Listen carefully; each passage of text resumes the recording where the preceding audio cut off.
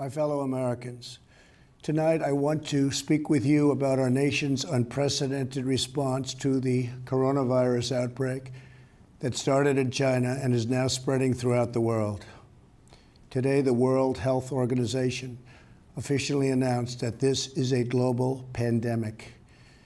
We have been in frequent contact with our allies, and we are marshaling the full power of the federal government and the private sector to protect the American people.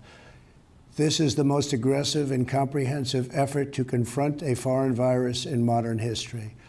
I am confident that by counting and continuing to take these tough measures, we will significantly reduce the threat to our citizens, and we will ultimately and expeditiously defeat this virus.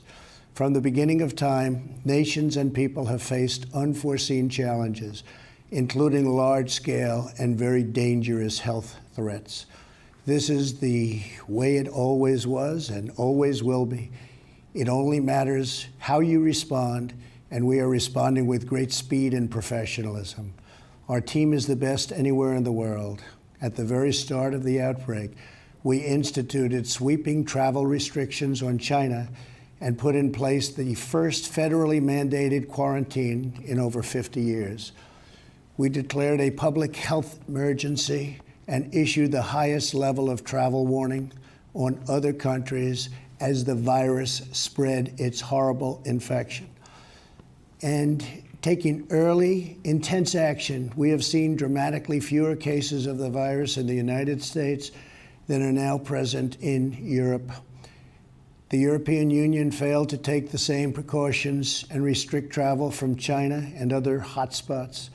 As a result, a large number of new clusters in the United States were seeded by travelers from Europe. After consulting with our top government health professionals, I have decided to take several strong but necessary actions to protect the health and well-being of all Americans.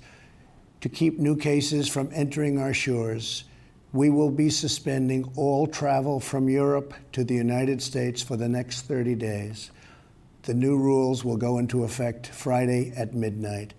These restrictions will be adjusted subject to conditions on the ground. There will be exemptions for Americans who have undergone appropriate screenings, and these prohibitions will not only apply to the tremendous amount of trade and cargo, but various other things as we get approval. Anything coming from Europe to the United States is what we are discussing. These restrictions will also not apply to the United Kingdom. At the same time, we are monitoring the situation in China and South Korea, and as their situation improves, we will reevaluate the restrictions and warnings that are currently in place for a possible early opening. Earlier this week, I met with the leaders of health insurance industry who have agreed to waive all co-payments for coronavirus treatments, extend insurance coverage to these treatments, and to prevent surprise medical billing. We are cutting massive amounts of red tape to make antiviral therapies available in record time. These treatments will significantly reduce the impact and reach of the virus. Additionally, last week I signed into law an $8.3 billion funding bill to help CDC and other government agencies fight the virus and support vaccines, treatments, and distribution of medical supplies. Testing capabilities are expanding rapidly day by day. We are moving very quickly. The vast majority of Americans, the risk is very, very low. Young and healthy people can expect to recover fully and quickly if they should get the virus. The highest risk is for elderly population with underlying health conditions. The elderly population must be very, very careful. In particular, we are strongly advising that nursing homes for the elderly suspend all medically unnecessary visits. In general, older Americans should also avoid non-essential travel in crowded areas. My administration is coordinating directly with communities with largest outbreaks, and we have issued guidance on school closures, social distancing, and reducing large gatherings. Smart action today will prevent the spread of the virus tomorrow. Every community faces different risks, and it is critical for you to follow the guidelines of your local officials who are working closely with our federal health experts, and they are the best. For all Americans, it is essential that everyone take extra precautions and practice good hygiene. Each of us has a role to play in defeating this virus. Wash your hands, clean often used surfaces, cover your face and mouth if you sneeze or cough, and most of all, if you are sick or not feeling well, stay home. To ensure that working Americans impacted by the virus can stay home without fear of financial hardship, I will soon be taking emergency action, which is unprecedented, to provide financial relief. This will be targeted for workers who are ill, quarantined, or caring for others due to coronavirus. I will be asking Congress to take legislative action to extend this relief.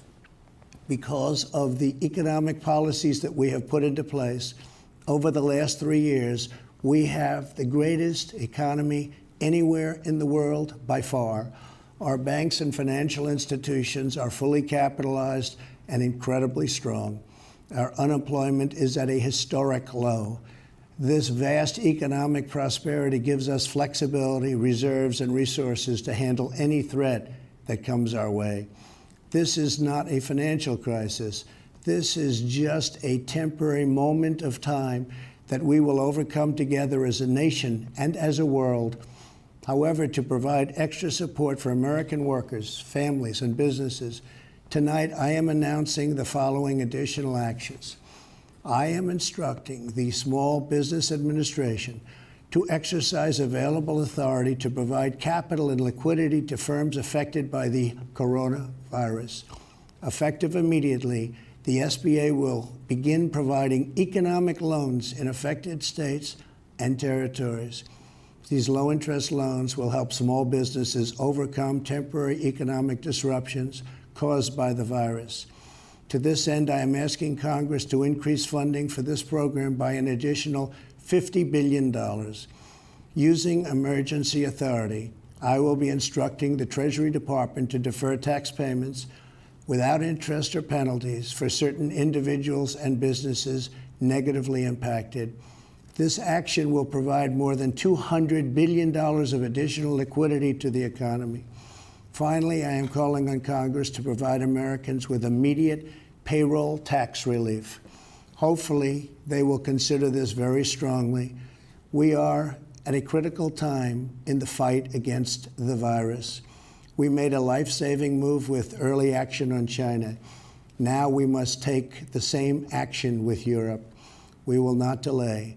I will never hesitate to take any necessary steps to protect the lives, health, and safety of the American people.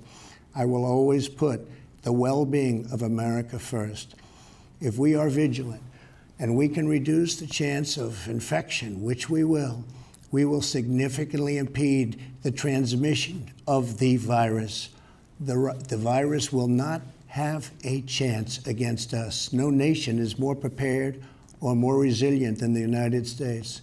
We have the best economy, the most advanced health care, and the most talented doctors, scientists, and researchers anywhere in the world. We are all in this together. We must put politics aside, stop the partisanship, and unify together as one nation and one family. As history has proven time and time again, Americans always rise to the challenge and overcome adversity. Our future remains brighter than anyone can imagine. Acting with compassion and love, we will heal the sick, care for those in need, help our fellow citizens, and emerge from this challenge stronger and more unified than ever before. God bless you, and God bless America. Thank you.